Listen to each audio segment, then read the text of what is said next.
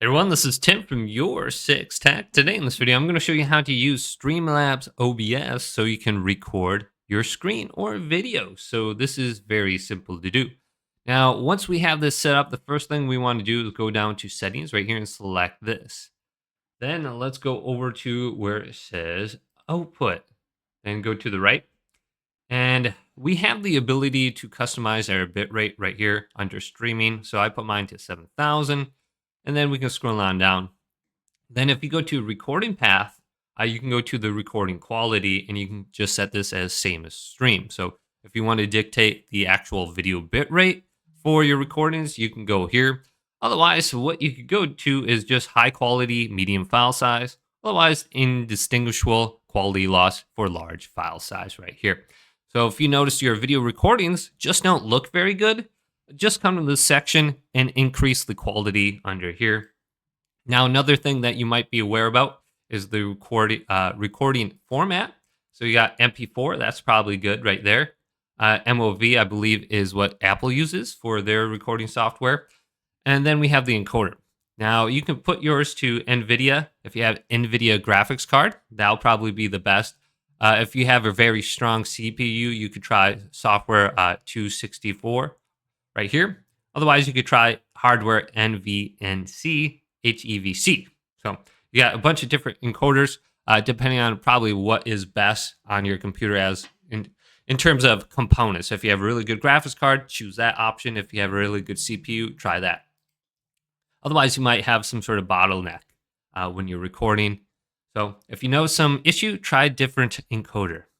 Then we can go over to audio, and we just want to set up our microphone under here. So you can find the location. You got auxiliary microphone right here. We could set this up, and we could put our microphone in here. Now, we could also do this later on. I'll show you how to do that under the mixer. Then we got video, and then we got the custom base resolution right here. So the base resolution is going to be pretty much whatever your monitor is displayed at. Just go ahead and put your resolution there. This is 4K 38 by 40, 3840 by 2160. And then the output is going to be what you want to record at. So I have mine set to a little bit lower. I believe it's at 2K, whatever that is, 2560 times 1440p. So the reason I have this a little bit lower than my base resolution is because since I'm recording at 60 frames per second down here, the common FPS value, this is great for recording games because it's much more smooth at 60 frames per second.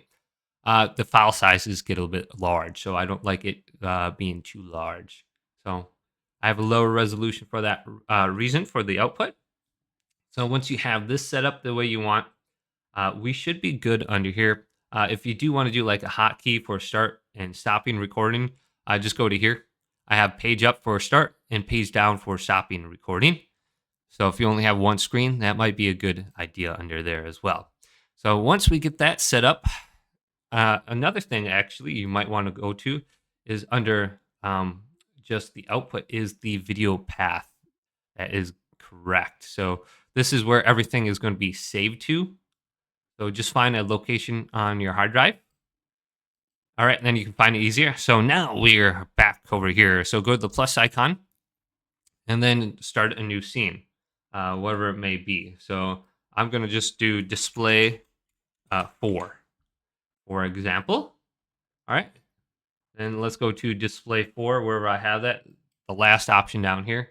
Then go to the sources, add the source. And we want to do video capture device. This will be for your capture cards, your video camera. And then we got game capture if we want to capture a game. So this is very straightforward. They basically tell you everything that is on the description right here. Then we got display capture. So this is probably what we want if we're going to be capturing a display. We got window capture right here. If you want to capture a specific window, maybe just a game or something like that, that would be under game capture as well, wherever I saw that before. But you can capture one window. Oh, here's game capture. And this will automatically capture a game. So let's say I want just my internet browser to show up. I can go to window capture and specifically pick that. Then we got screen capture. So let's go to display capture right here. Add source. And you can see all my different screens. So we can go to new screen right there and do display 4D3. All right, so let's go to this and we can go down and the capture method. So if you notice your colors are really messed up, you could try a different capture method under here. Otherwise, you might have to force SDR, standard definition. Sometimes the HDR makes everything look very dark. So I noticed that. And then if you don't want your cursor captured, uncheck mark right there. And this is where you can pick your display. So it looks like my primary monitor, my 4K monitor, or my 1920 1080p monitor. So I don't know which one I want to pick. Maybe this one. All right, then go to done. So you got one display under here. And now what I want to do is we can add a microphone under here. Otherwise, we can look at it under the mixer. So you got the desktop audio right here. If I unmute this, this will be my desktop audio. And I can go to this. I can see my audio. I have it muted intentionally. And then we got global settings down here. So if we go to the global settings, like I showed you before, you could add your microphone if you enable it under here. Just choose it. Otherwise, we could go to sources.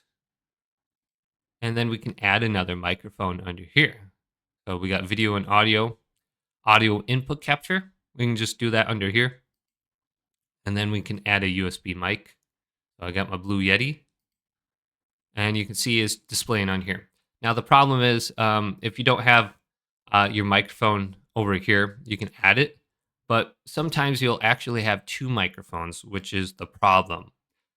And you're going to want to mute one of those or disable them. That's why I had the other one disabled. Now, some things that you can do is go to this little setting and then go up to filters and go to edit filters and add a noise suppression to your microphone, noise gate, maybe a compressor or a gain. So just add some of these options to it so it sounds better. Noise gate will get rid of a lot of the clicking in the background and you won't hear as much stuff like that. Now that we have this stuff set up, we're ready to record. Just simply go on down to where it says record, and then it should save it to that specific file now. So very simple to do. Hopefully this video did indeed help you out. If it did, leave it a big thumbs up and subscribe to my channel down below for more tech out videos coming up next on Your 6 Tech.